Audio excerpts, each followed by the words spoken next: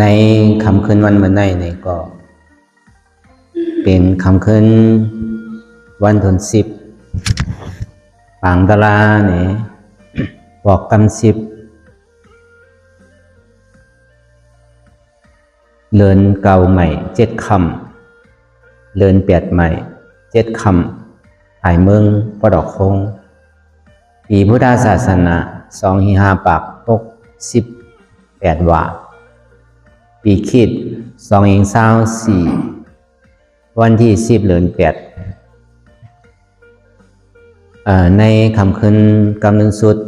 บอกปางตราบอกกำทน10อิวัตอนันตะวิปัสสนากรรมฐาน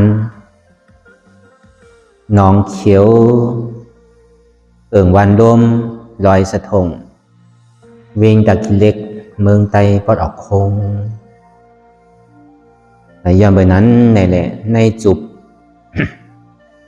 เตียนเผาผู้เลมาเข้าห่มจ้างคือกำตลาเนี่ยก็เป็นคำขึ้นวันเลินสุดนี่ก็ที่เรียกว่าเต็มทนหลีงามเย้าเนี่ยก็มีไผหย่อนย่านลองตั้งคัดใสแม่ก็เลยว่ามันซุ่มหนังเก่าถึงตีมันตายเนี่ยก็ยุ่มยำว่ามันหวาดเจี๊ยบไว้อยู่ในกิเลสเนี่ยหนังก็เก๋เจ็บหนังก็เจ็บเก๋นั่นน่ะเนาะกิเลสเจ็บก็เขาว่าก็มันตายก็แค่ดีนะดีว่ามันนี่ก็เลยใครนั่งถึงเมืองแรงเนี่ยก็นั่งอะไรคำขึ้นวันเหมือนไหนเนี่ยบุญคำพระราเป็นเจ้าวาไว้เนาะก็อะไรถอนในยินตราวิปัสสนาเย้าในซึ่งคือคัดใจเมื่อในต้องขึ้นว่ะอย่าไปคือตั้นป้นมือผูกว่ะมือผูกมาไหนมันดีเป็นไปหู้ว่ะอย่าไปตายว่ะเราอย่าไปโกตายว่ะมันตายว่ะ ตายเนี่ยมันดีโกว่ะอันดีโกเนี่ยแต่ที่เกิดขึ้นนั่นน่ะอยู่ในต้องเข้าตั้งเก่าเดือน10 เดือนโน้นดีโกอันนี้พอตายก็พูดว่าตั้งนานแต่เมื่อเรื่องดีตายมันใหม่ว่าหนึ่งเจ้าก็อิ่มรอดยาภายไรหนังเก่าก็วันนั้นตีโยกี่เขาไรมาจ้างมาตื้อมากำมีสีดนะอันเท่าไรมีใจใครมาจ้างตื้อกำไหนก็ไว้ใจดีงามออกหน้ามาเลยสังอันก้อนยังตึกคือตีเฮ็ดกับปางตะลาก็ยังตึกมีทางหลายก้อนหนังเก่าบางก็อธิษฐานมา1 เดือนบางก็อธิษฐานมา3 เดือนเนี่ยก็มีหนังเก่านะใจว่าวันเหมือนในแหละวันเมื่อฟุกมาเลยเขาตีปิดปางตะลาเลยตีมีภัยใจหนังเก่าอันกึดข้างไว้ก็ยังตึงมีอันเป็นคลัยก็เป็นสัมหาเต้หนังเก่าสองวันมาดีวันนะได้วิปัสสนากรรมฐานเอาที่ไหนอันเฮามีดองตั้งคัดใจโจจานหนังจ้างตื้อกำตะลาเนี่ยคัดใจที่เด็ดแต่ว่าเฮามีเงินในเฮาจังมาฮอดโยมั่นใจหนังเก่าอันเฮามีใจใครมาจ้างตื้อกำตะลาก็วิยาวิจาอันเขาเฮ็ดเขาซ้อมพักซ้อมดูปันเฮานั่นก็เขาก็จมอันเฮาเลยมาซุงมากินเนี่ยก็เขาโกหมจมห้างไผ่ห้างมันกูโกหนังเก่านั่นในคำขึ้นวันเหมือนในเขามันดังกันอยู่แล้วนั่นเขาโกหมจมจำเฮาเบียวิจาเลยสังเจ้าตาหน้าอันที่เลยดูเขาซ้อมพักซ้อมในก็เป็นก็โหมจมจำเฮาหนังเก่าอันเฮามีเงินมีคำมีสังในก็อย่าไปน้อยใจ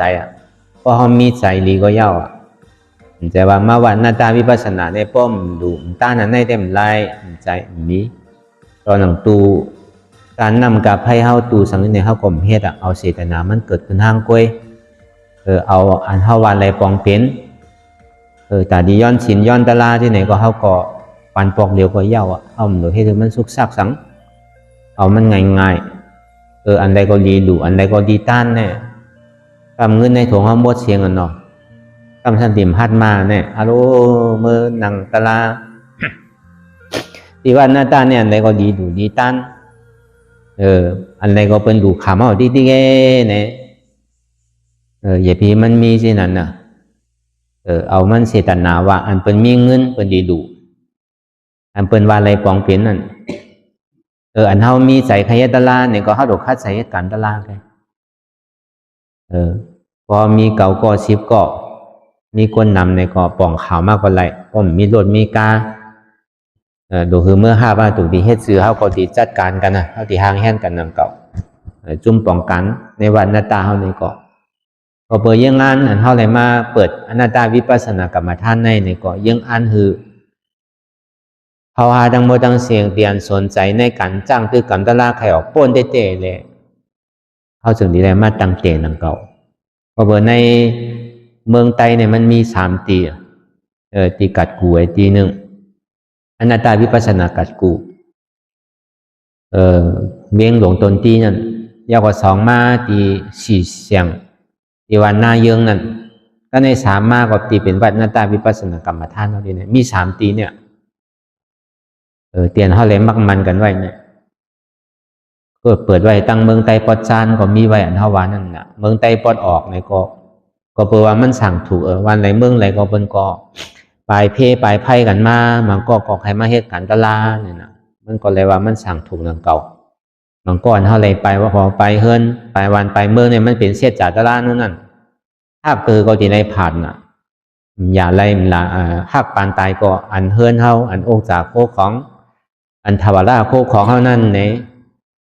มันขามไรรู้ป้อมปลายก็ซ้ำไพ่ไม้หนังเก่าหมากตกใส่โหหนังเก่าทำดีตายลายติ่มตั้นไรให้ยังป้อมปลายก็ตายเตี้ยเพราะนั้นในกัดการเลยเฮาหลอดตายมาเฮาเลยมาจ้างตื้อกำตะลาเนี่ยก็เป็นอันสั่งถูกเต้ย้อนเปิ้นนั้นในปอดอกของเฮาเนี่ยลองตั้งสุกสักก็มันก็ย่ำไปมาถึงเตอถึงได้ก็ว่าหนังเก่าก็กำมันไปมาถึงเตอก็เปื่อนมันย่ำไปมาถึงเตอนั่นในเฮาดูหิมเฮ็ดเอาไว้ว่าพุทธกรรมราเป็นเจ้าก็ห้อยนะเพราะว่าถึงขิงขาข้าวยำวันไหลเมืองไหลป้อมันอึบมาเป็นย่อกาตั้งเจ็บเป็นเพไพเพนำเพลมเพขุนเพเจ้ามาในตีเฮ็ดการตะลาก่อมจังเฮ็ดวะตีสอนการตะลากันก่อมจังสอนวะตีมาเอากู้โสตีว่าเนี่ยกันกับปานเมื่อเดือนเปิ้นเอาไห้ที่ในวัดที่ติ้งกันเนาะอะไรกู้โสซ้ำกับอะไรตายเนี่ยก็จังมีลูกก็กรรมมันก็มีอาจ้องมันหนังเก่ากะมันมีร้องมันหนังเก่ากะมันจะดีปล่อยป้อมมีได้ก็มันปล่อยหนังเก่ากะมันก็มันลาดีเฮ็ดหนังเก่าก็เพราะนั้นในข้าวยามมันเท่าไรมาจ้างคือกรรมตลาดที่ไหนในก็เป็นอันสั่งถูกกว่ากูเจอกูลองกูอันกูเปิ้งเมื่อเนาะชาววางมานั่นน่ะอันเท่ามีใส่นางก็เท่าหล่นนางที่ติ๊กอย่าไปอ่านน่ะหลกคัดใจให้การตลาดเปิงเดียวไงลองอยู่ลองเศร้าลองกินเท่าในเป็นดีมีไงลองดูลองตันอันเป็นมีเงินก็เป็นดีดูอันเท่ามีใจดีเฮ็ดการตลาดก็เท่าหลงเฮ็ดอันเนี้ยมันเป็นการเท่ารุ่งเป็นเขาซ้ำโจมหลู่โจมตันนั่นน่ะเมียวหลู่เมียวในโปรหลู่ตันเจอมันหมอไรตันตัวนู้เมียวเจอพันเปิ้นเดียวเนี่ยเปิ้นก็ซ้ำโดดเลิกปลูกเตียนหน้าดีหนังเก่าพวกกับปลูกหญ้าที่หน้าพวกดีเนี่ยก็มันคืนนู้เปิ้นก็พอเขาหมอเลิกหมอตัวตีตัวตังมันเนี่ยก็อันกินก็กินเพราะหักนั่นน่ะอันอยากก็อยากเพราะตายรู้ก็เบอร์นั้นน่ะอันเท่ามีโอจากโคของมีเงินคำเหมือนเปิ้นเท่าได้ดูใหญ่ต้านลงเหมือนเปิ้นเนี่ยก็เพราะเขามีน้ำใจดีอย่าไปดูเดือป้วนบ่าเฮี้ยงเขานั่นน่ะมันก็ดูเพราะพันเนี่ยนั่นดีเฮ็ดหนังเก่าดูเพราะถุงนี้ดูก็อย่าไปเฮ็ดหนังเก่าคนฮอมันก็ยามดูมากดูเพราะถุงนี้ก็เฮ็ดมากจึกดูเอาก็เฮ็ดแล้วเนี่ย6 เดือนปีนึงก้อยปันเนี่ยผ่อนดูเอาอย่าไปเฮ็ดที่นั่นเนี่ยมันหาตั้งทุกค่าใส่ตัวไว้หนังเก่าโหลขึ้นตัวใจเจ้าเก่านั่นน่ะอันหามานั่นมันโหลดแจกเป็นหลายปูนแล้วนั่นน่ะ1ปูนตาที่เลี้ยงนาหอต่อเฮิรน2ปูนมาเมื่อเขาเป็นย่อกาตั้งเจ็บตั้งไม้มาเนี่ยเขาหลงเก็บไว้3มาเนี่ยก็เขาก็ซ้ำโหลตัวในหอเฮิรนเขาตาที่ใจที่ซอยในหอในเฮิรนเขาก็ใน4มาเนี่ยอันใดเขาถูกตีต้านเขาก็ดูว่ะถ้าเป็นเจ้ากรมชอนว่าคือหลวอันตั้งไว้วนก้นในเฮือนแลมันว่าว่ะพระเป็นเจ้าเนี่ยว่า1ลองตั้งต้านอันวันนั้น เฮาโหลเป้ตัวเฮาก่อนว่าฮักตัวเฮาอันตั้งว่าจ่องเฮามีกินมีวาวฮะอันเฮาดีหลูดีตั้นเนี่ยพอเฮามีกินมีว่าพอใจพอซอยอยู่เฮากลุ่มลูกกลุ่มร้านเฮาอยู่เฮาซ้ำเก็บไว้บนตาไว้นาทาปลายมาในเฮาอยู่ดีกินหวานมานั่นเพราะว่ามันเต็มโทนยาวใน3 คลิป 4 คลิปนั่นน่ะเพราะมันเหลือไว้รูอ่ะอย่าไปดูถูกนี้ว่ะเพราะถูกนี้ดูเนี่ยมันกัดเย็นนั่นน่ะอันนั้นมันศรัทธามันป่นตีก็หยานมันมีนั่นน่ะเฮาหลงหมอตัวในถวงเฮานั่นน่ะเมื่อไรเมื่อนั่นน่ะเนาะพระเป็นเจ้าก่อมใจคือเต็กเนียนว่าดูมไรก็พระเป็นเจ้าต้อนรันต้อนว่าตอนหนังดูเขาก็ยังเป็นกู้โสรู้ เมื่อหนังพระเป็นเจ้าเขากับชอดเอาปุงหน้า2ก็ผู้เมนั่นก็เปว่ามันเนี่ยเป็นก้นเจิกดูเจิกตั้นน่ะอันดูเนี่ยมันเคยยินว่าก็เปิ่นมาเนี่ยมันเป็นว่าเป็นพุงน้ำว่าเป็นเจ้าสังขารยานเนี่ยมันตึงดูที่ติ๊กว่าก้นย้อนก้นคอคนดูว่าก็ในพระเป็นเจ้าเขาจึงที่เอาหยานสัพพัญญูตั้นหยานมันในแหละทางในเจ้ามาถึงที่ตัวเองก่อนในสัตวะทั้งหมดทั้งเสียในถูกที่กัดชอดพระเอในจึงที่หันปุงหน้าเขาโผเมวะก็เพื่อเขายังดูมาเสียแหละโผมันในเสตนามันแห้งเลยเมวะบางก็ซ้ำเมในซ้ำแห้งหรือโผก็มีด้วยบางก็ซ้ำโผในซ้ำแห้งหรือเมก็มีบางก็โผมขี้ถี่บางก็ทำเมมขี้ถี่ก็มีมันเหมือนกันเนาะก้อยการในโผมันในซ้ำถี่วะมีคือก็ใครรู้ที่ดีกว่านะก็ในก็มันตึกกินเขาอยู่ก้อยการมันซ้ำบินดังกว่าจู้พักตูวะก็ในนายเทามันก็อยู่ที่นั้นพระเป็นเจ้าเขาก็กว่าจุกติหิมพัตูน่ะก็กับจุกหิมพัตูเอาเนี่ยก็มันก็โกเจ้าโผมันในหันในไก่เฮ่ไว้บ่โผก็ไปหูตึกกินข้าวอยู่ตึกกินอยู่เหมือนนั่นก็มันก็มีข้าวไอ้มองหวานนึงนั่นแกบ่ก็ในพระเป็นเจ้าก็อยู่มันก็เฮ็ดยินเฮ็ดพันนั่นน่ะเนาะด้วยกับด้วยมาเมื่อไรก็มันกว่าว่ะก็ในมันจึงดีว่าปกติลาดในสังโกโผมันได้ยินว่ะมันจึงดีว่าเอามือเหนว่ะมีเนี่ยว่ะเอามือว่ามันมีนั่นน่ะเข้าเมื่อในเนี่ยมีอ่ะตัวอากาศออกเมื่อในมันรู้อ่ะเนี่ยก็ในพระเป็นเจ้าซ้ำค้อนโหว่ะนะค้อนโหว่ะเมื่อว่ะถ้าเต็มร้านนั่งเก่าค้อนโหว่ะเนี่ยพระเป็นเจ้าในอุทธวในได้ไผ่มีที่ไหลเติมไปเลยยินที่ไหลเติมมีอุทธวในว่าที่พระเป็นเจ้าเนี่ยย้อนเบอร์ว่าพระเป็นเจ้าในซ้ำสั่นโหค้อนโหยเนี่ยมันก็ใครโคนะว่า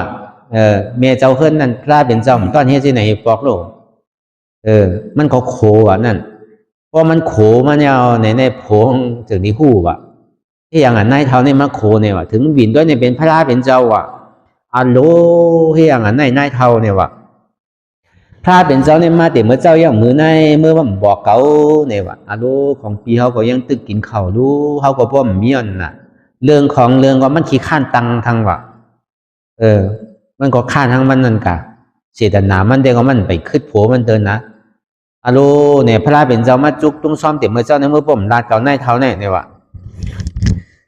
ก็ในมันก็ซ้ำก็เปล่าว่ามันมีอาจ้างดูไว้ใครดูใครยืนปันไว้เต็มเมื่อไรเนี่ยถึงดีไวสาพระเป็นเจ้าค่าเนี่ยว่าค่าใครหลัวก็การมันเป็นชาคำว่าพระเป็นเจ้าเนี่ยว่า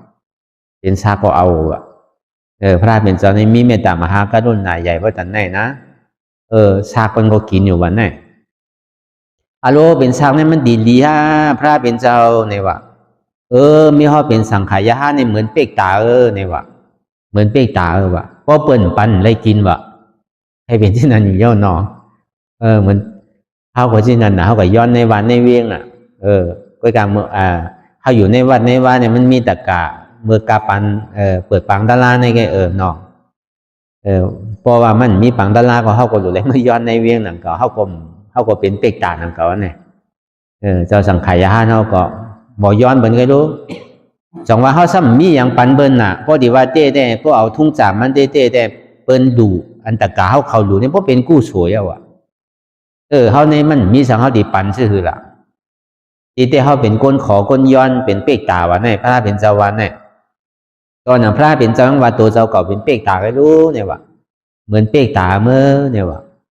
พอเขาย้อนพอเปิ่นปันก็เลยกินพอเปิ่นปันก็เลยปลายนั่นน่ะมันกับญาติเต็กที่เขาได้ทำดื้อทางก่อนนู้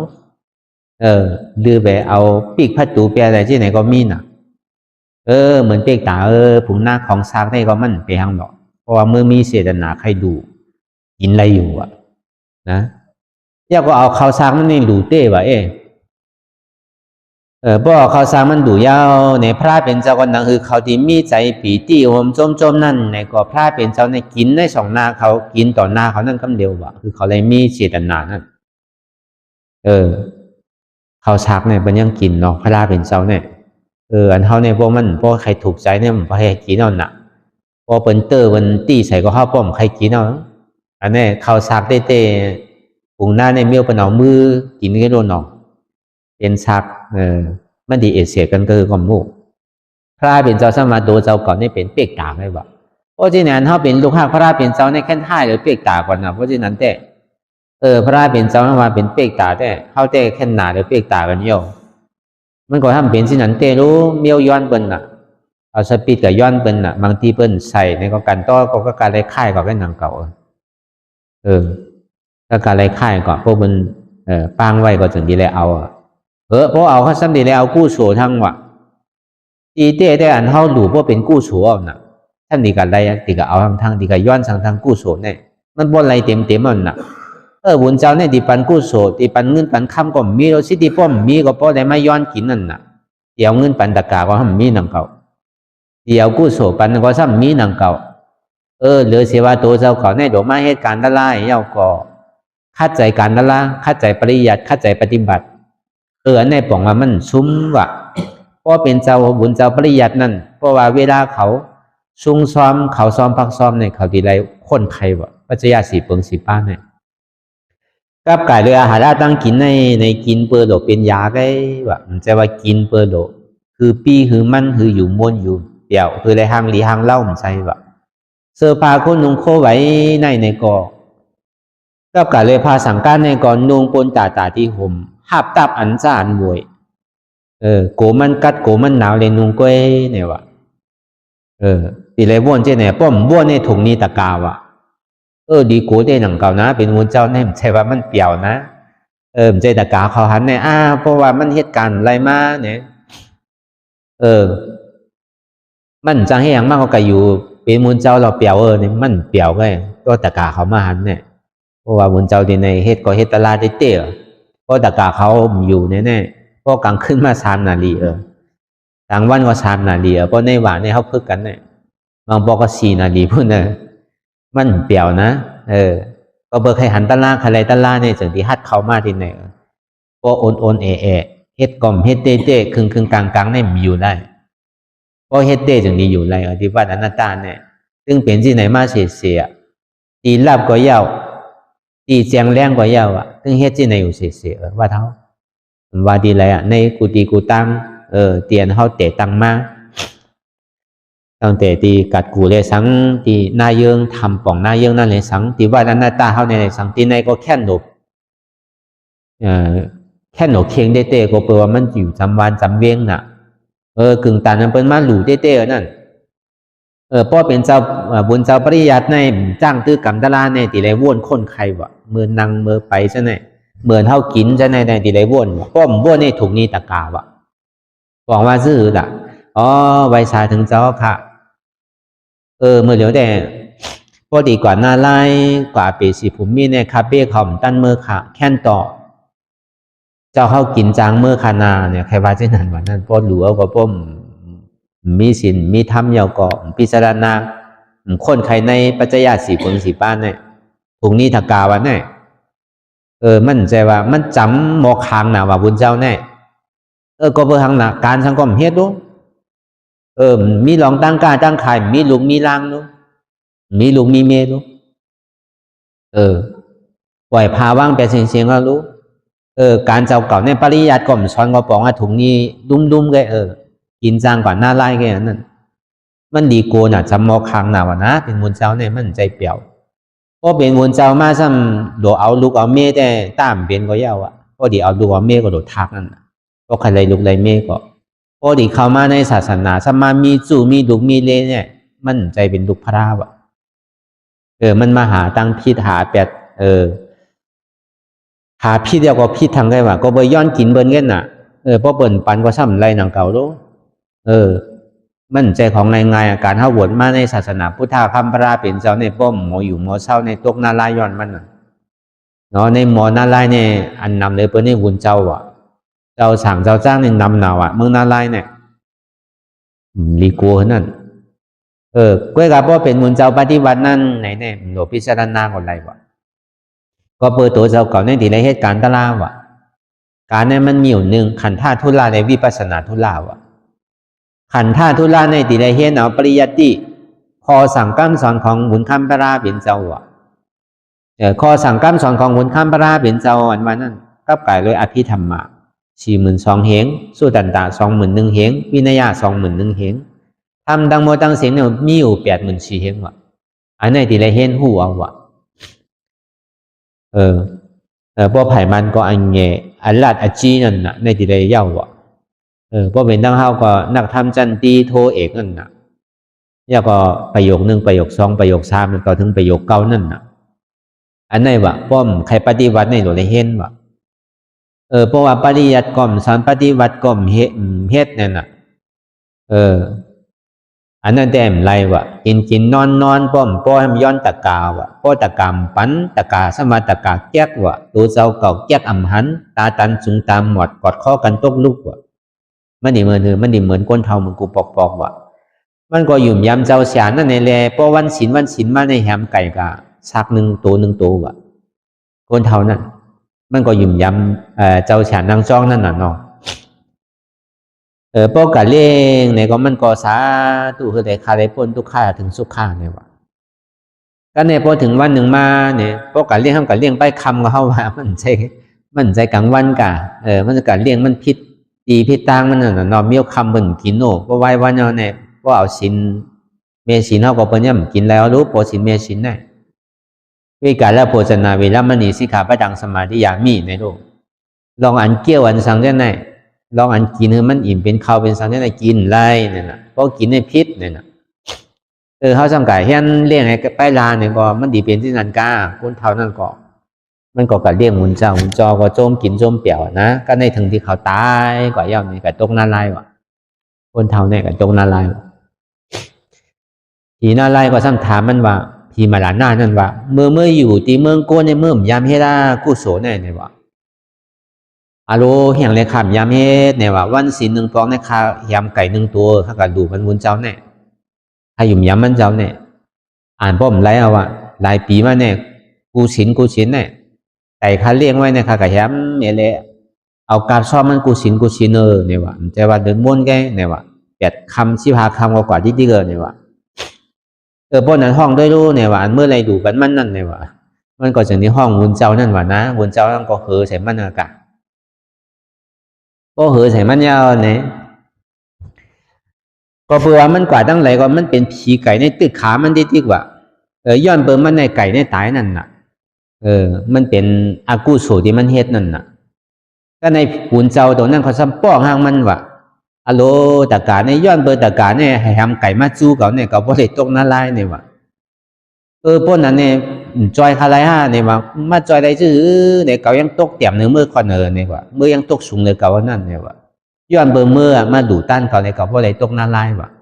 พอเบอร์สังในซ้ำกับหลูย่าเมียนชื่อเนี่ยไก่หลูย่าเมียนบุญเจ้ามีศีลนั่นน่ะปฏิยัติก่อมสอนปฏิวัติก่อมเฮ็ดอยู่ว่าเนี่ยเขากินนอนพ่อก็พลาก่อมไว้สมาธิก่อมเฮ็ดก็เขาว่ามันมีสังอีนั่นน่ะมันก็มีนำน่ะรู้มือเหลียววัดว่าพาเสือได้ใหญ่หางดีหางงามก็กับบุญเจ้าไปมันเมียมือเหลียวเนี่ยมันเก๋หนาวอ่ะพอถึงวันศีลวันธรรมมาหลุนรับหลุนมนมาเนี่ยซ้ำเก็บเงินกันนี่แหละได้ปันเงินเดือนว่ะมือเหลียวเนี่ยบุญเจ้าก็ไรเงินเดือนนะป้อมไรก็ซ้ำมีว่าบุญเจ้าเนี่ยก็หาหยับนะว่ามือเหลียวเนี่ยหาเสียงในน้ำปังหลายนี่ยังไงวะหาบุญเจ้านี่มันหาหยับนะวะก็ตะกากตั้งอีกหนึ่งก็เพราะเป็นนั้นเมื่อแก่ก็เมื่อมาเป็นเจ้านางจ้องไงแลเนี่ยพยายามหัดตั้งนางเก่าอ่ะก็เบอร์สังไว้เมื่อข้าวยามพอเขาตายมาเนี่ยป้อมมีบุญเจ้ามันไรในนั้นน่ะ พอเขาหลู่เขาตันมาเนี่ยป้อมมีบุญเจ้าไรนะครับเขามีลองตั้งหยุ่มพิษไว้เช่นนั้นบ่พวกเข่งเตี้ยก็ซ้ำมันมีเตี้ยดังเก่าเนาะกับปานเมื่อเดี๋ยวในอันยาอันเก่ามันนำหนารู้มันทำเป็นเช่นนั้นกว่ากะเขาว่ามันใครเป็นเงินกว่าตึงบ้านตึงเมืองเหมือนตั้งเมืองเขตเมืองตั้ง12 ปันนาก็แค่เป็นเช่นนั้นอันนี้เขากลมบ้านน้ำเอาอันนี้เขาว่าลองตั้งป้อมหมอเฮ็ดป้อมหมอจ้างหมอตื้อหมอกำอยู่เบากินเบาอยู่เป่ากินนอนอยู่ติ๊กป้อมป้ออันใดมาซ้ำกับย้อนตะกะเอาอันใดมาในเสือในมาเลยป้อตะกามปั้นสวัสตะกาในแก๊กว่าแก๊กย้อนอันใดคอนอะไรก็ไม่ได้ก็ในตัวเจ้าเก่าแก๊กในซ้ำหันนั่นน่ะตาตันซ้ำจุงตามหมดนั่นน่ะ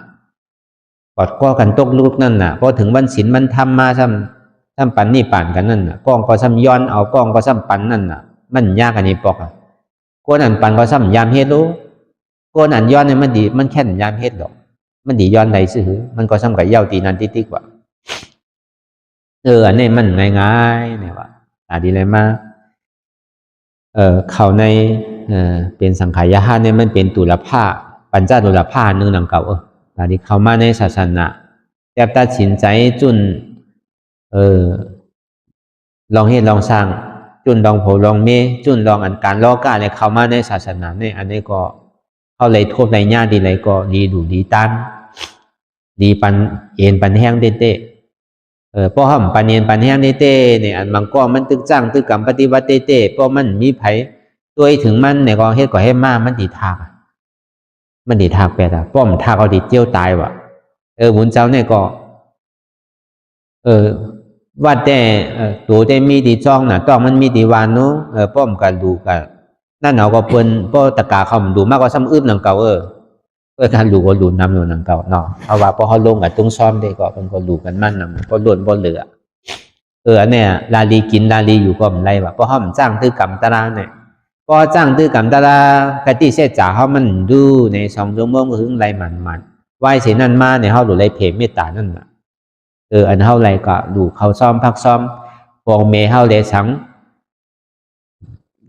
ตะกาสะเท้าเลสังอันเป็นไรดูเขาซ้อมพักซ้อมมันก็ดูเขา1 กะเขา1 ถงพัก1 จอกจะไหนก็อันนั้นอ่ะเท่าไรเพมเมตตามันเขาอ่ะคือเขาไรเมื่อนานเขาสุดต้องมองใครอุทิศาปันไทยก็มันอย่างที่เจ้าถึงว่านั้นป้อเป็นบุญเจ้าปฏิบัตินั่นป้อโดดไรว่นยังนำว่ะโดดไรว่นตัวว่นใจก็ยินเทิกอยู่ว่ะผมใจว่าซุ่มลายว่ะมันเป็นที่นั้นนะมันดีโกหนังเก่าป้ออยู่พอเป็นบุญเจ้าเนี่ยก็มันจำมอค้างน่ะรู้ป้อเฮ็ดพิษกับปลาโตกำเนียวน่ะพอโตกปลาจริงอ่ะเนี่ยปลาโตกำเนียวมันมียาแก้มันน่ะดีโกน่ะก็เบอร์นั้นน่ะตาดีที่เขาป้อป่นลองตั้งทุกข้าอย่าผืดคันใจไรลองตั้งเกิดตายน่ะเดือเสียเขาหรือให้การวิปัสสนาเนี่ยตาดีป่นมันไหลเตะเดือเสียการวิปัสสนาในห้องป่นไรเขาที่ไรเกิดตายของที่มีเมื่อเย้าเมื่อสุดเมื่อเชียงก็เบอร์นั้นเลยเขาถึงดีออนกันมาเปิดอนันตาวิปัสสนากรรมฐานอันโกนเอามาปฐมาอันตั้งเป็นก็เป็นเจ้าไต้เขาเป็นเจ้าปกมุนวิจิตาธรรมะอันดีอยู่ภายขวามือพระราเป็นเจ้านั่นน่ะมีเมียว3 ตัวนั่นน่ะอันเนี้ยเจ้าปู่ที่วิจิตาธรรมะอนันตารามธรรมโบเป็นไต้ไหลตารางอนันตาลองอนันตามาสั่งสอนเท่าเนี่ยจองมาเข้าหลวงยกยองเขาเป็นไต้ผู้ความไต้เหมือนกันเนี่ยเขาหลวงปันแห้งเขาหลวงยกยองนั่นน่ะเขาหลวงพร้อมกันนั่นน่ะนะพร้อมกันเอาวันเอาเมืองแต่เขาว่าพร้อมกันเหตุการณ์ตลาดเนี่ยมันกัดตุ้มเตอร์ไผรู้มันใจว่าเขากัดแจกเพเสื้อเคลื่อมใจหนังเก่าเมี่ยวแหลกเขามากกว่าไรก้อยกะหมังเมี่ยวแต่ก็เขาดีหู้ไต้เขาเนี่ยมันเป็นชื่อเนี่ย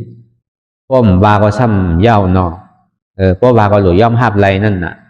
เพราะเขาอยู่เมืองมานเขาซ้ำทางใหญ่มานน่ะไต้เขาเนี่ยดีเต้ไต้เขาก็นำกัดในมีเขาหมอยองกันน่ะ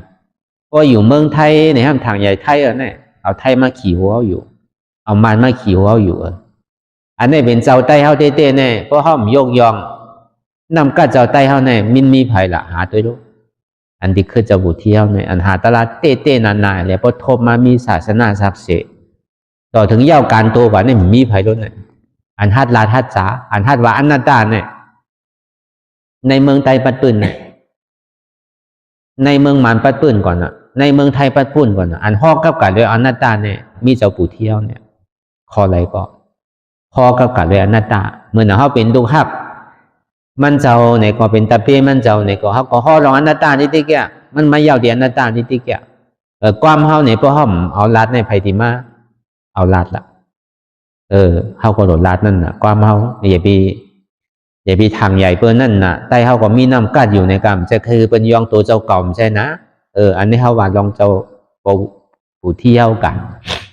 มันเจ้าเนี่ยหาได้เต้หันได้เต้เป็นได้เต้ก็เพื่อเมียว3ตัวเนี่ยมันเจ้ามีสังเวกาตะลาก็เพื่อว่าเมียวหมามาเมียวหลวงมันโคไปเลยเอามันตายกว่าจอหน้าจอตาในขี้ป้อนหลันเยียวป้อนหลันเนี่ยเอามันเกิดสังเวกาแห้งๆใหญ่ๆดงๆอันนี้ใครป้วนลองตั้งตุกขาเลยหาตะลาก็ป้อนได้ป้นเต้นั่นน่ะอันนี้มันมีติหมายต้องไว้ที่ในการร้องมันเนี่ยเขาจะนี้เฮ็ดไว้เพื่อนังเก่าใจเวลาลีเฮ็ดใจนังเก่าก็เพื่อว่ามันเป็นมาตันมันเป็นที่เข้าหมายต้องไว้เจ้าผู้ที่เนี่ยเป็นคนใต้เสียเท่านั้นตอนหนังก้นคอมันยังเป็นไต้เจ๊ๆนั่นแหละปอนี่เป็นร้อยเมียนี่เป็นคืนใจไต้ตาที่พึกลาดความไต้เนี่ยก็เลยพึกเทพึกนางเก่าโกมันนี่ก็ยังรอมังปองไงยังรอผ่ายมานี่อีดรอผ่ายคืนรอผ่าไทยอีเดี๋ยวคือไต้ป่องแจงแรงใจนั่นใจว่าคือมันสอนถึงมันแตกแยกใจอยู่รายแหล่เข้านี่มันหมอยกยองกันน่ะอยู่รายเลยมันหมอโหมโจมจอมกันน่ะหมอไว้กาคันเนอกันน่ะเอาเคอเปิ้นเอาลีกเปิ้นมาโยกยองนิดๆนั่นน่ะอยู่รายก็เข้ากลมขึ้นใหญ่ไม่สูงนั่นน่ะเข้าหลงมาเข้าเจิกเซ่เจิกเน่กันก็รู้อันเจิกยองอันนี้มันซูมีนั่นน่ะอยู่รายเจ้าคู่ธรรมะสามีก็ใกล้เตรียมของเมาในเมตตากรุณามุติตาคือมีใจมุติตาเนื้อเปิ้นหันเปิ้นดีก็โจมจอมเปิ้นหันเบิ้นโตขี้ก็หมออีรูเบิ้นเนี่ยนะมันเจ้าเนี่ยสอนกับการเรียนเมตตากรุณามุทิตาเจ้าคู่ธรรมะสามีเนี่ยก็เป็นลานออกของเจ้าผู้ที่หนังเก่าเจ้าคู่ธรรมะสามีเนี่ยก็ก็เบิ้นนั้นเพราะห้ามยกยองในเมืองที่ไหนแต่มันนี่มีพายกยองอยู่ไรก็เขาก็เฮ็ดทางมันเจ้าไว้ภาพลีกอันที่มันเจ้าเฮ็ดไว้ก็เขาก็เก็บซิมไว้ตลาดนี่มันเจ้าเฮ็ดไว้เนี่ยก็เขาก็ลงไว้ในอยู่ทุดอันตกาเขาได้ถอมเนี่ยก็เข้ากับตัว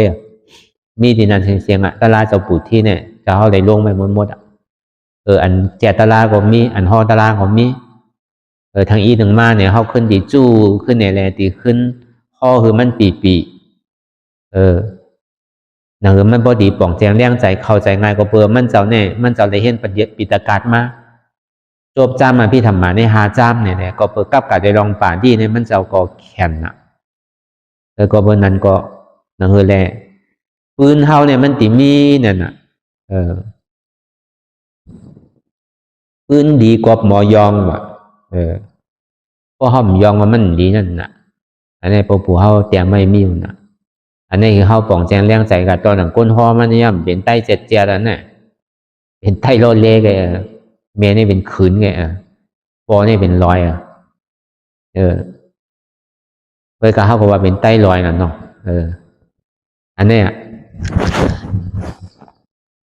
ก็เพราะนั้นในเตียนเท่าไรพูดจักลองตั้งอนัตตาพูดหลอกจังปืนของปบุญพูดลองตั้งยังอันที่ว่าหน้าตาวิปัสสนากรรมฐานเท่าที่ไหนเนี่ยมันมีสื่อก้อยๆเนี่ยจังว่ามันเท่าใครเฮ็ดลายสุกซักตามคำมาเจ้ามาหรือย้อนชินคอชินหรือติ๊กเนี่ยเป็นใครขันตังมันแก่นั่นเป็นเหตุนั้นอันนี้หรือเหตุอันนั้นหรืออันนี้หรือกาบอันนี้หรือมันเป็นไล่หาเงิน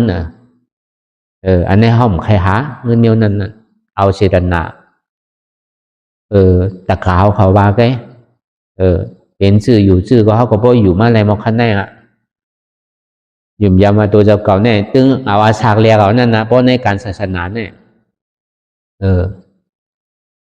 ตึงมีสองเอานั่นคือแลตะลามันตีเพตื้นกว่านั่นคือแลตะขาวเขาพอดีป่องแสงแรงใสกว่า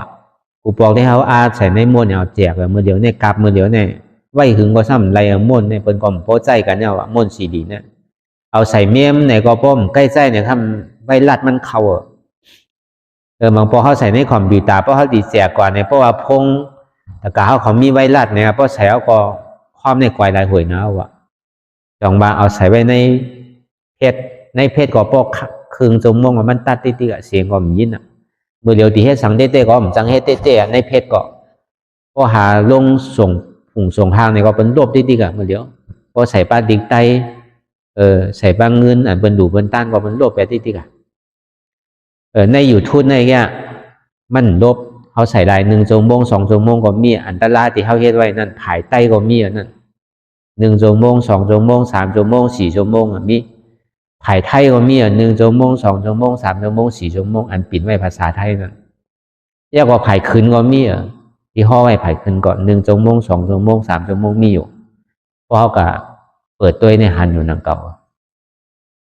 ก็เปิดใครคือเขาไว้กาคันกันโดหมอยกยองกันเพราะเขาหมอยกยองกันในศาสนาเนี่ยมันตีหายมันใช่ว่าศาสนาเนี่ยมันว่ากับกายเลยลองมีวัดว่าผาเสือใหญ่กว้าง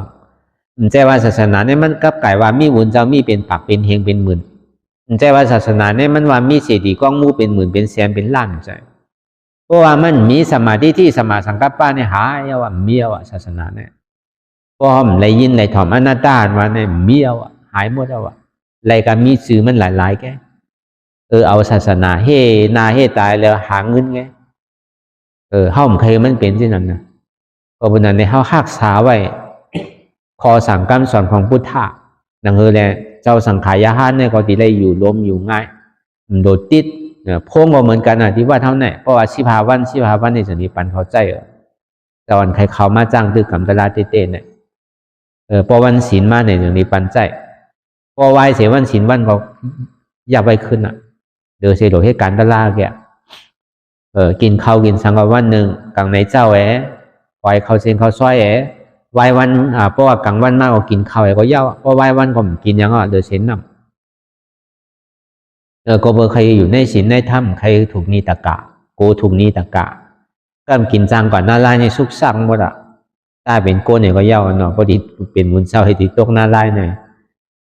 อยู่วัดอยู่บ้านอยู่หยาบอยู่เย็นขิงนอนในนอนขิงนั่งในนั่งขิงกวามในกว่าเปิ้นเฮ็ดก็จื้อก่อมในเฮ็ดเหมือนเปิ้นดีโคดีหุ้นก่อมจังหุ้นจังโคเหมือนเปิ้นเมียวใครกินนั้นไม่ซ้ำไรกินนั้นกัดเมียวใครกินนั้นเพี้ยซ้ำไรกินนั้นจางเมียวใครกินนั้นหวานซ้ำไรกินนั้นอันหวานใช่ไหม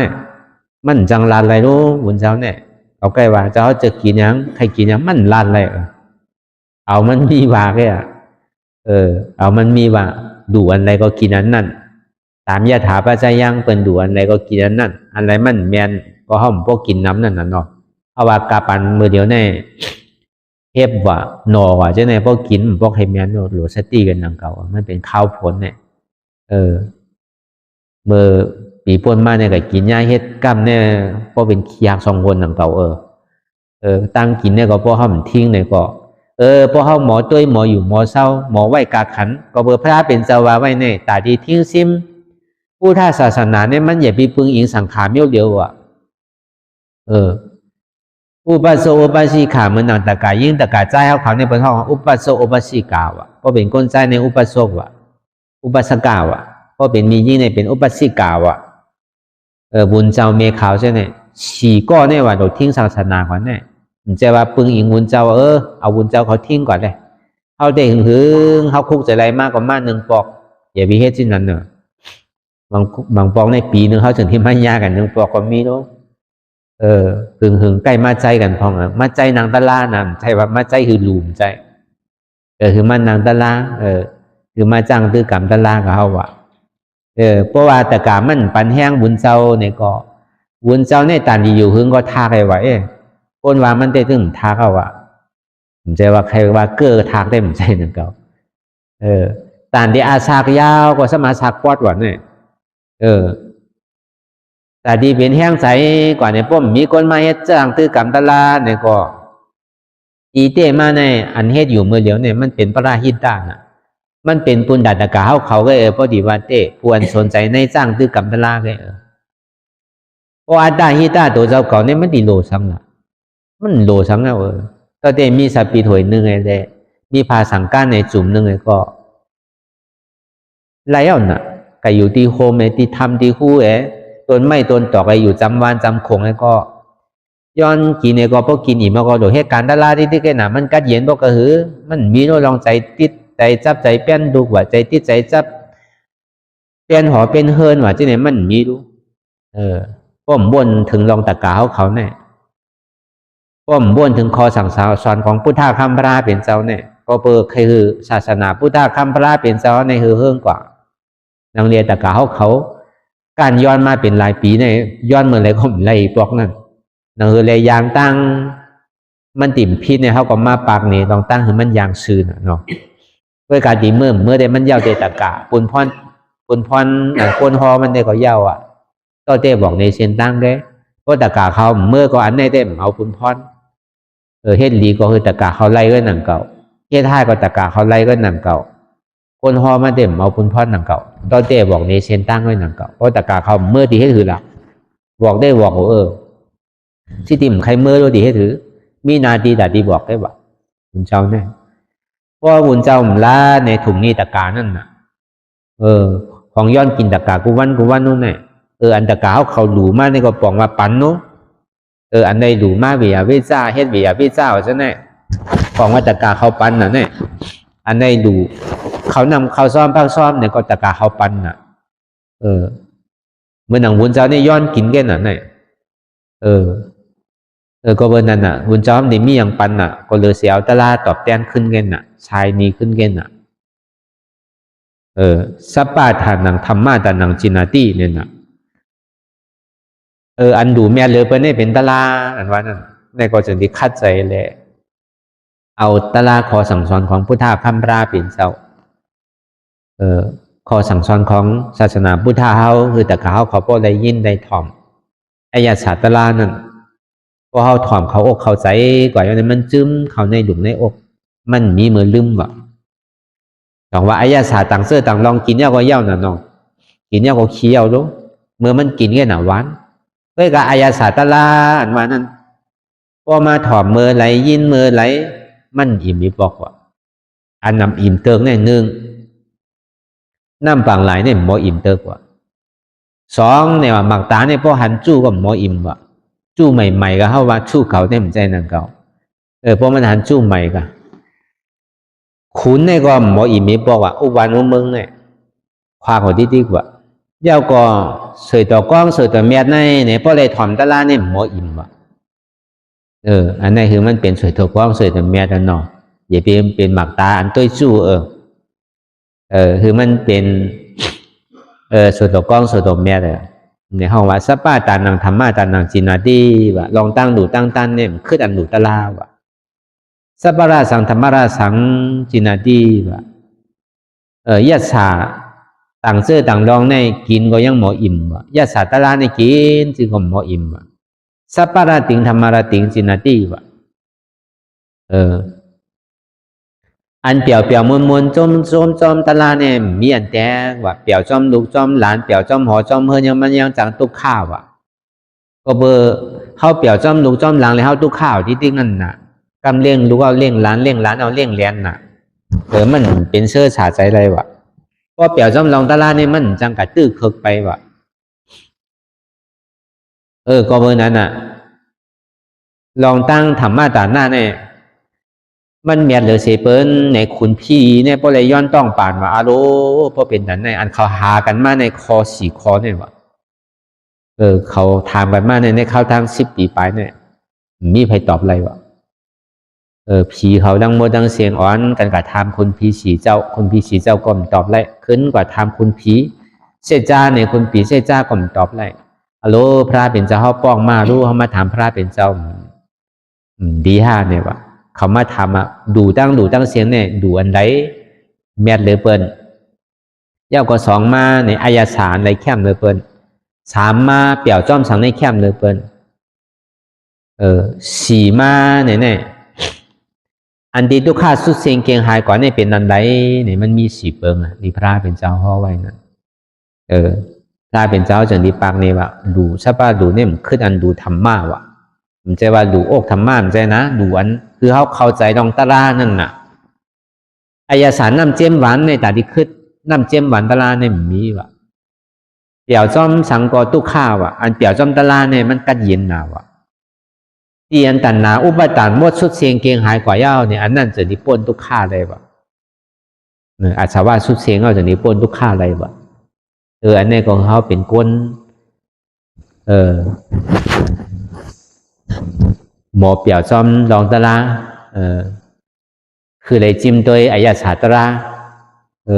มันดีเพศถ้าดีโขมากกว่าหมู่นั้นเนาะเขาจิ้มมาหลายคืนนั่นน่ะ10 คืนอย่าว่าอาโลมันดีกะหวานดินอะไรเจ็บว่าเจ็บเสียบว่าเสียบเพราะเป็นพี่ก็เพศเลยเบิ่นเป็นหมักพี่จ้างห้องนั่นนะเพราะเป็นพี่ก่อนนี่อย่าพี่ว่าสินั่นน่ะเพราะเป็นเมียวเพศก็เพศว่าเพศเพราะเป็นเมียวชมกว่าโลน้ำหูน้ำตาบ่ออกเพราะเป็นเมียวขมเนี่ยก็ขมเพราะถึงใจถึงข้ออีพี่ว่าสินั่นน่ะเพราะเจ็บเนี่ยก็เพราะเจ็บเพราะดีใครห้องอะโลมันดีหวานซื่อขมบางขมเพราะเมียวขมก็เพราะเมียวเพศก็เพศว่าเพศอย่าพี่มันเป็นเช่นนั้นนะน้ำหวานตะลาเนี่ยคือมันประวาโลเจ็บปั่นคือเขาเย่าเขาก็ยังเยื่นอะไรอยู่เนาะถึงมีบางเมื่อเฮ็ดเนี่ยมันหนาก็กับพอมันปอมันเนี่ยอารมณ์เป้เบาตัวเบาใจเนาะเนี่ยก็ยังแค่นั้นน้องอย่าไปว่ามันเพศปนเจียมปนนั่นน่ะก็เบอร์เป็นนั้นในคุณผีเพราะอะไรต้องปั่นมาอารมณ์เนี่ยว่ากู้โสมเมียเพราะแต่ในตันเด้อในพระเป็นเจ้าในแตกนำหนาอันนี้เขากลมดัดเนี่ยว่าตอนนั้นเลยดูพระเป็นเจ้าในอ่านโอหมื่นสู่แสนป้าดูวิหารการซ่อมปักอันเฮียงอันหมื่นอันล้านนั้นพระเป็นเจ้าในจันขึ้นกว่าถึงเมืองผีเมืองสางปุ่นได้ดูตันนั่นเสตาในก็ยังไปขึ้นอันได้ดูทำเด้อแต่ว่าสัปปะตานังธรรมะตานังจินตีนั่นแหละแต่ที่แม่เรือนในดูตาราเนี่ยมันมีเนี่ยว่าก็เพื่อทางหน้าพระเป็นเจ้ากูสูเนี่ยก็เปิดหลวหาตะลากันสร้างบารมีเนี่ยตาดีไรตะลาไม่รู้อัมมามหาสาวกาเขาอัครสาวกาปกติสาวกาเขาคุณตาดีไรตะลากันสองวัดตะลาเนี่ยเมียดเหลือเปิดนั่นวันนั้นถ้าในคุณพีจากนี้ต้องปั่นมาอาโรเพราะเป็นนั้นก็สังวรดูหักพระเป็นเจ้าเขาในนางตะลาเยาเนี่ยไหว้เสนางตะลาเยาในสังไหว้เสหอตะลาเยาในสังกู้โสตั้งเรียนว่านั่นคือส่งปันข้าวเขาเอกำว่าข้าวเขาก็ใครอะไรอยู่กู้สวนว่านั่นเนี่ยว่าผีเขาก็ซ้ำโจมภาพว่าเนี่ยเขานังตะลากันเหมือนเดียวเนี่ยอยู่ไรเพราะเขาเฮ็ดเอาไกปันในสั่งถูกเพราะเขาปันเนี่ยเอาไกเฮ็ดในสิ่งที่เขามีในเขาสำดีปันก่อนเนี่ยมันดีเอาที่ไรปันก็เบอร์นั้นเพราะเขาไหวพระราสังขารนั่งภาวนาเย้าดูขันธาเปิงเย้าเนี่ยอันดูว่าเขาดูว่าหนาเนาะไวพระราตราสังขาดูขันธาหาเปิงเย้ากันตัวอริยาเย้านางเรียนหมาหน้าเขานั่นมันดีตกกลัวเขาจังวนพิษลาดพิษเฮ็ดพิษผู้โกก็อะไรก้อนหนึ่งมันเป็นอริยามเป็นว่ามันใจเมี่ยวลาวติดนาผากันนู่เขาหมู่น่ะมันพอเขากับหันบนใจเขากับพิษเนี่ยเขากับลาดจืมใจต่อเบิ้ลเนี่ยเท่ากับที่เตอร์ที่มันสั่งถูกในจึงเนี่ยมันจังเป็นอากุโสวะมันจังเป็นเครื่องหับตับมาผลนิพพานวะก็วันนั้นเนี่ยเขาก็อ้อนกันกันตัวอริยาเขาก็นางตะลาเนี่ยมันจะดีตัวเบาใจเบามันจะดีมีใจทางใต้ทางเนอะไหวเสียเขานางป้อยาวเนี่ยก็เหมือนเขาตึงนางหัวเนี่ยเพราะมันเจ็บมันกวนมันขืนไม่ตึงกวนฮอตะลามันเนี่ยก็ซ้ำพ่ออยู่เนี่ยบางปอมันใครยินอีลูมันก็มีนะใครถอดมีอีเลยอาโดอะไรดีเย้าเจ็บปอห้ำเจ็บตะลาผมเย้าอีบอกเลสัง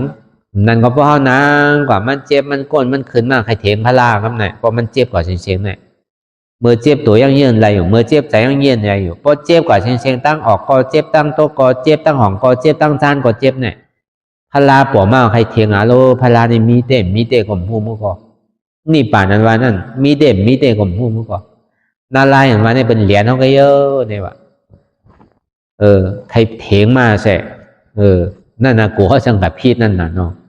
ไหวเสียเขาส่งเมตตาปันเว้ยเนี่ยสัตวะทั้งหมดทั้งเสียงเย้าเนี่ยก็เขาก็สำคัญเมสืบตัดดออริยากว่า เลยเขากลัวอะไรพิษวนพิษลาดพิษเทศพิษนั่นน่ะมันจังเป็นวจีอากุศมโนอากุศลวจีอากุศลกายอากุศลเป็นนั่นน่ะถึงเขาลาดเขาเฮ็ดก็ใจเขาวนโน่ใจเขาวนเนี่ยเขาต้องวนกันกูก็อ่ะมันจังลาดออกแก่บ่ลาดออกเนี่ยบ่โอนบ่ดอกเนี่ยทำไมหยงเนี่ยมันลาดกันไรนั่นน่ะเนาะก็ดีลาดถ้ามันมีสิเลโลทำกลัวนังเก่าเพื่อกับเพราะมันใจก็ลาดมันใจว่ามีเถียงหน้ามีหน้าเถียงใจนะ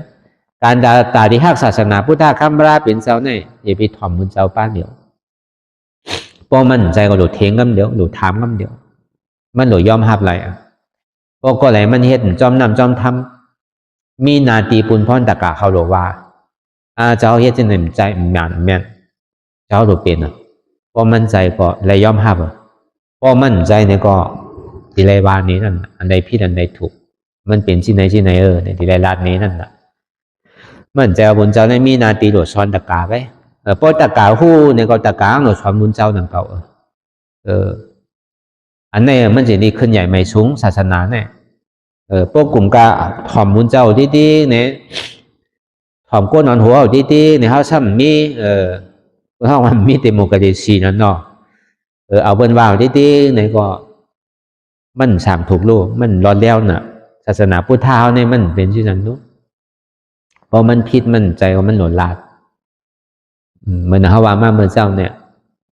มีเถียงนาไงมันมีหน้าเถียงของมันได้พอมันพิษมันพลาเป็นเจ้าเนี่ยอาปันพุทธวลีสัตสี่เนี่ยนะอุบาโซภิกขุนี่อุบาโซอุบาสิกาเนี่ยนะเพื่อมันเหลือเนี่ยมันเป็นภิกขุเป็นเมขาวเป็นอุบาโซอุบาสิกามันตะกับผู้ยิ่งผู้ใจเขาได้มาจ้างตื้อกำตะลานี่นะอันเนี้ยมันหนูเป็นนาทีแต่ที่หักศาสนากว่าวะเพราะว่ามันเฮ็ดสั่งถุงเมียนเนี่ยก็เขาหลวานนั่นน่ะ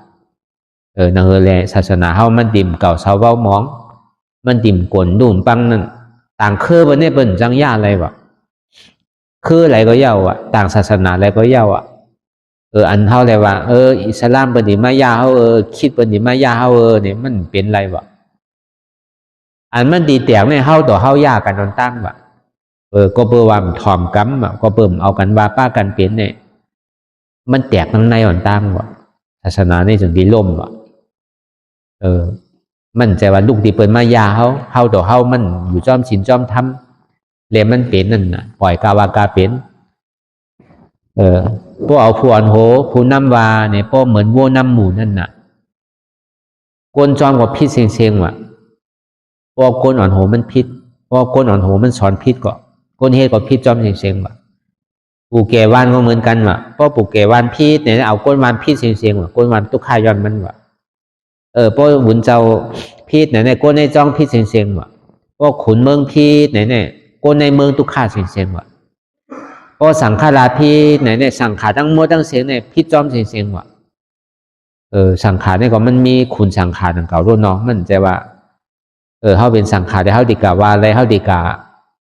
สั่งบนสอนในมุนหมดกล่อมใจหนังเก่ามันดีเลยเอาตีโหงเงามันมานั่นน่ะดีเลยเอาในสังขาราชมานั่นน่ะเขาว่าพอในเมืองเมืองไทยเขาในก่อนมันดีเลยเอาในกับป่าวานั่นน่ะมันจะมีเกิงไผ่เกิงมันทั้งกำก่อนเนาะพอในเมืองไทยเนี่ยมันดีเลยเอาสังขาราชย่อก็เอาในสมาคมมหาเถระเขาว่าทั้งกำก่อนโน้ในเมืองไทยเนี่ยในเมืองมานก็เมียในกับป่าน่ะได้เอาสังขาว่าอันไหนเป็นเกิงเมียวหือเนี่ยเขาแทบตัดมาทางกรรมนั่นนะอันนั้นพอผู้นำพี่เนี่ยก็สังขายหันตั้งวันตั้งเมืองในพิษเสียงว่ะมันมีดีผู้นำว่ะอันเท่าอีดีอ่อนได้เท่าดีกว่าว่าเป็นมันก็ว่าอะไรนั่นเก่าเขาก็ดีได้เอาจอมตามทำขอสั่งซ้ำสอนของพุทธะคำพระเป็นเจ้ามีหลักมีฐานมีแก่นมีดีฉากเสียเปียนเนี่ยก็เข้าบ่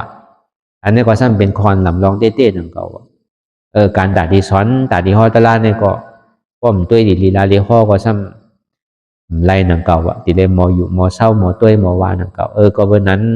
ในคำขึ้นวันเมื่อไงเนี่ยก็เเขาก็เขามาคำขึ้นสุดท้ายเอาเนี่ยก็เขาก็เอาตลามาผักตอนปันกับการเลยลองตั้งยังอัน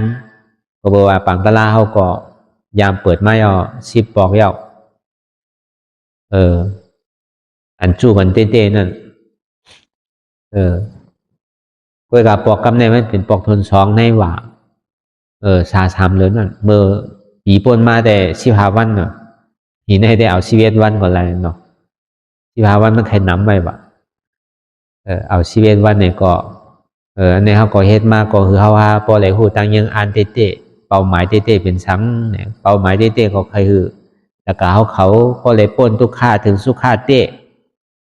คืออะไรตลาเต้เพราะว่ามันปั่นกันไรได้ใครปั่นหมดเอามันปั่นไรน่ะจะให้ดู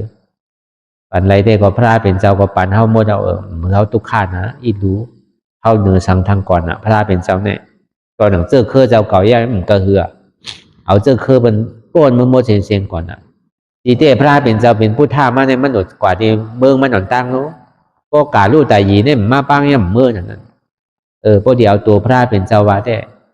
ที่ว่าพระเป็นเจ้าเนี่ยหันปีหันน้องเป็นใหญ่ห้ามใจพอเดี๋ยวเอาปีกไส้ปีกกว่าก็ช่ำเกี่ยวกับปีน้องหนังเก่านั้นเหมือนเจ้ามกขนาดเจ้าสารีบุตรตลาเขานั้นมันเกี่ยวกับเคอปีเคอน้องอีรู้พระเป็นเจ้าเนี่ยมันใจด้วยดีสูงดีแต่เหมือนน่ะมันเถิกเลยเปลี่ยนชื่อก็การที่ได้ปันมันเปลี่ยนกว่าก็เหมือนนั้นอ่ะในคำขึ้นวันเหมือนในเนี่ยก็เขาก็สำคัญสืบด้วยวิปัสสนาด้วยในยุคนามคันธะเตรียมมันพูดบอกเกิดขึ้นเป็นมาอยู่นั่นเปิงหลวงมันเต้เนี่ยก็คือเขาประหวนสภาวะตั้งแต่ชื่อก็ต่อไปตินในมันใจของเขาเนี่ยมันเจ็บโหเจ็บขาเจ็บมือมาก็เจ็บแก้นตรงตอนนี้ชันเนี่ยพอเขาหนังมาบอกคะแนนมันดิเจ็บมากำขาเจ็บกำมือเจ็บกำโหเจ็บกำแอวเจ็บขาเนี่ยมันเป็นอจองทุกขะเจ็บเนี่ยมันเป็นอโจทุกขะแอวเนี่ยมันเป็นอจองทุกขะเจ็บเนี่ยมันเป็นอโจทุกขะมันเป็นเหตุเป็นผลกันนะ